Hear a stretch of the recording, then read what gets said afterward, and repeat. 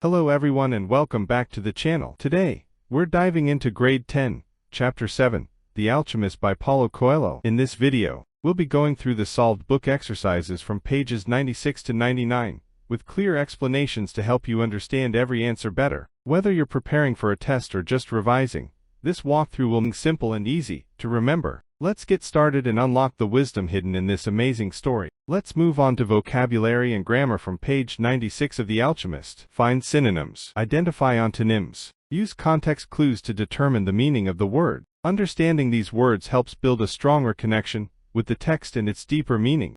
Let's take a closer look at the vocabulary questions from page 96 of The Alchemist. Question 1.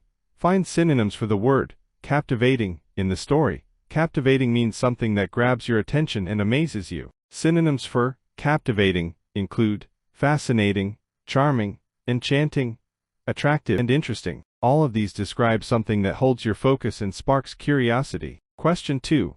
Identify antonyms for the word abandoned in the description of the church. The word abandoned means empty or forgotten. Opposite words would be occupied, lively, used, maintained, or cared for. These words describe places that are still full of life or attention. Now let's look at question 3 from this exercise of page 96. Use context clues to determine the meaning of the word proprietor in the passage. Santiago visits a shop to sell wool, and the proprietor is mentioned as the man who owns that shop. From the context, we learn that he's the one making sure he doesn't get cheated and handles the business. So, the word proprietor clearly means the owner or the person in charge of a business. Using clues in the sentence helps us understand this word, even without looking it up. This is a great example of how context clues can build your vocabulary while you read. Let's move on to question IV, where we explore the meaning, pronunciation, part of speech, and history of words from the chapter. First word, sycamore. Pronounced, sycamore. It's a noun, meaning a large tree with broad leaves, that usually grows in warm areas. The word comes from Old French sycamore, Latin sycamarus, and even from the Greek sycamores, which means fig mulberry. Pretty fascinating how a tree's name carries history from so many languages. Next word, seminary. Pronounced, seminary, also a noun. This word means a school where people are trained to become religious leaders, like priests. Comes from the Latin seminarium, meaning a seed plot, because seminary like gardens, where future leaders are planted and grown. Learning word roots like these helps us understand not just what words mean, but where they come from. Now, let's look at two more interesting words from The Alchemist. Moorish. Pronounced, Moorish. This is an adjective, used to describe something related to the Moors, a group of Muslim people from North Africa, who once ruled parts of Spain. The word comes from combining Moor with the suffix ish, giving it the meaning, like or related to the Moors. You'll often, when describing architecture, art, or culture influenced by that period. Andalusia. Pronounced, Andalusia. This is a proper noun, the name of a real region in southern Spain, known for its rich history and diverse culture. The name Andalusia comes from the Arabic word al-Andalus, which is what the Moors called the parts of Spain they ruled.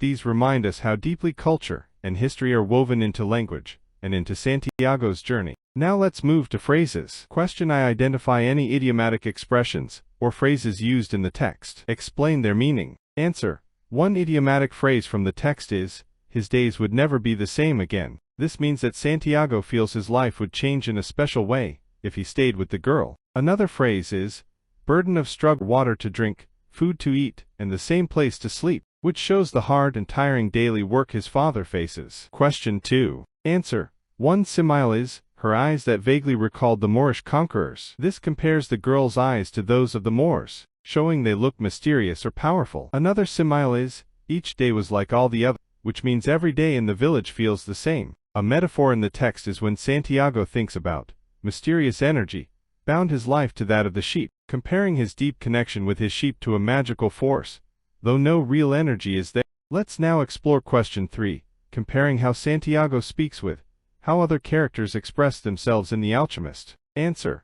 Santiago's speech is simple, kind, and thoughtful. He speaks with respect and tells stories about what he has seen. He also talks to his sheep as if they can understand him. Other characters, like the merchant and the girl, speak more about daily life and business. The merchant talks about his shop and wool, while the girl asks curious questions. Santiago's speech is unique because it shows he is a dreamer, who enjoys learning from the world around him. Let's now move on to the grammar section, where we'll focus on indefinite pronouns. In this activity, we are asked to fill in the blanks using the correct indefinite pronouns like someone, anyone, everyone, nothing, or something. Ready? Let's fill in those blanks together.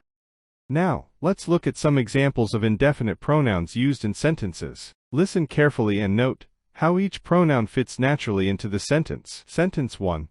Everyone is excited about the upcoming event. Sentence 2. Has anyone seen my keys around here? Sentence 3. There is someone at the door. Can you see who it is? Sentence 4. Most of the students submitted their assignments on time. Sentence 5. She wants everyone to contribute to the charity fundraiser. Sentence 6. The party was fun, and everyone enjoyed themselves. Sentence 7. All are welcome to join the meeting. Sentence 8. My sister is inviting everyone to the wedding. Sentence 9. I have some to share with you. Sentence 10. Many were surprised by the sudden announcement. Sentence 11. She gave everyone a piece of advice. Sentence 12. The team needs someone to contribute ideas. Sentence 13. They decided to go without anyone. Sentence 14. All of the cake is gone. Let's now explore how to rewrite sentences using the present perfect tense. This tense helps us talk about actions that happened at an unspecified time in the past or that still have an effect in the present. Listen carefully as we go through each sentence, rewritten in the present perfect form. Listen to each sentence carefully and observe how we use has or have, along with the past participle form of the verb. Sentence 1. By the time she arrives, I already have finished the report. Sentence 2. He has never watched such a thrilling movie before. Sentence 3.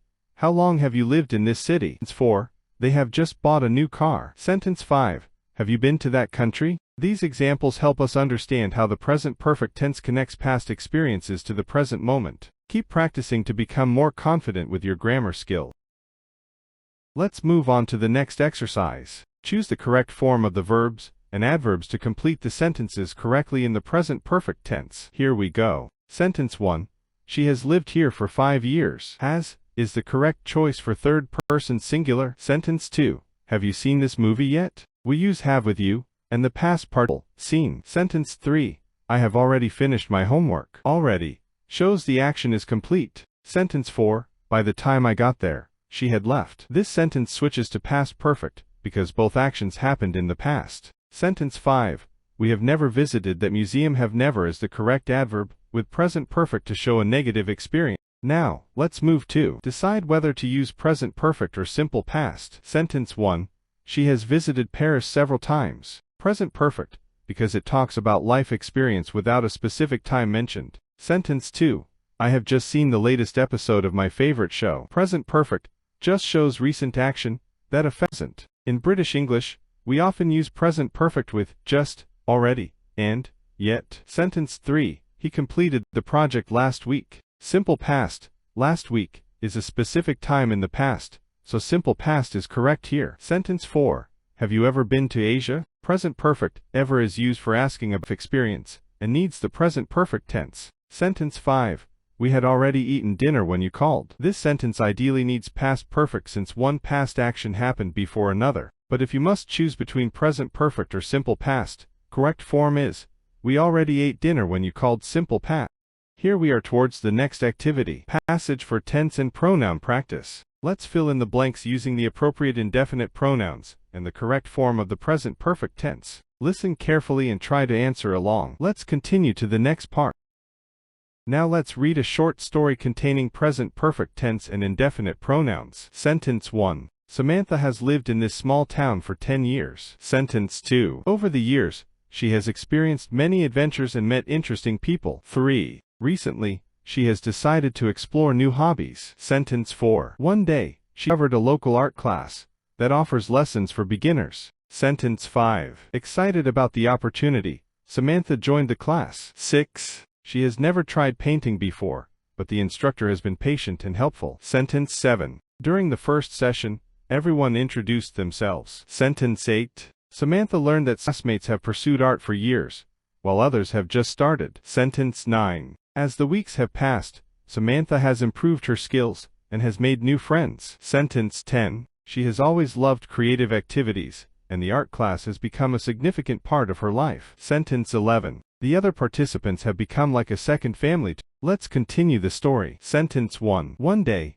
the group planned a gallery exhibition to showcase their work. Sentence 2. Samantha has completed her paintings for the event. Sentence 3. She feels proud of what she has achieved in such a short time. Sentence 4. Everyone has worked hard, and the atmosphere in the class has become incredibly supportive. Sentence 5. The upcoming exhibition has become a highly anticipated event in the town. Sentence 6. Samantha never expected such a fulfilling community when she moved here a decade ago. Sentence 7. Life has changed in ways she never expected, and she looks forward to the exciting journey ahead. This part of the passage continues to show how the present captures change and achievement over time. And again, words like everyone help describe the whole group's effort. Let's keep going and practice more together.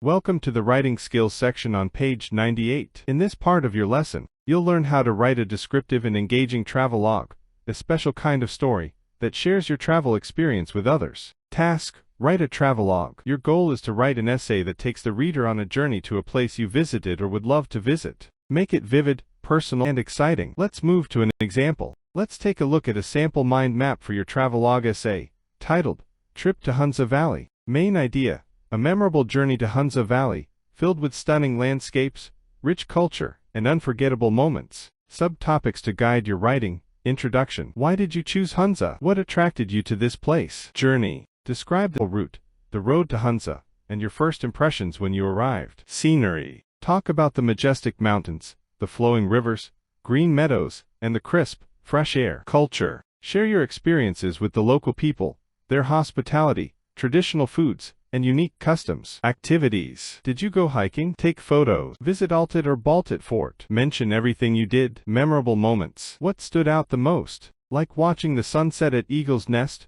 or sipping warm tea in the cold breeze at Baltit Fort. Reflection: end with your thoughts. What did you learn from this trip? How did it make you feel? Would you want to go back? Let's begin our travelogue essay. Journey to Hunza Valley. Last summer, I embarked on a journey that etched unforgettable memories in my heart. A trip to the breathtaking Hunza Valley. Nestled in the towering mountains of northern Pakistan, I had heard stories of its serene beauty and vibrant culture, but experiencing it myself was beyond imagination. Our journey began in Isbad. As we drove along the Karakoram highway, the scenery transformed from city buzz to majestic cliffs and roaring rivers. The towering peaks of Rakaposhi and Ultrasar stood like guards to a paradise unknown. Each turn in the road offered a new postcard-perfect view. When we reached Hunza, the air felt fresher and the smiles warmer. The people were welcoming and proud of their traditions. We stayed in a small guest house run by a local family, who served us delicious dishes like chapchuro and apricot soup. Their hospitality made us feel at home. Let's continue our unforgettable journey through the serene and soul-stirring landscapes of Hunza Valley. Every day was an adventure. We hiked to Baltit Fort, an ancient stone structure with panoramic views of the valley. At Eagle's Nest, we watched the golden sunset painting the snow-covered mountains in hues of orange and pink. I captured hundreds of photographs, but none could match real beauty before my eyes. What touched me most was the peace and simplicity of life in Hunza. No noise, no rush, just the soothing sound of wind and the warmth of community. The trip reminded me of how nature heals, and how important it is to preserve such beauty. As I left Hunza, I carried not just souvenirs but also a heart full of gratitude. I returned someday, not just as a tourist, but as someone who truly understands the soul of the valley. Thank you for joining me on this virtual journey. Stay tuned for more essays, answers, and learning adventures on this channel. I hope you found this video helpful and easy to understand. If you learned something new today, don't forget to like the video, share it with your classmates, subscribe to my channel for more educational content. See you in the next lesson.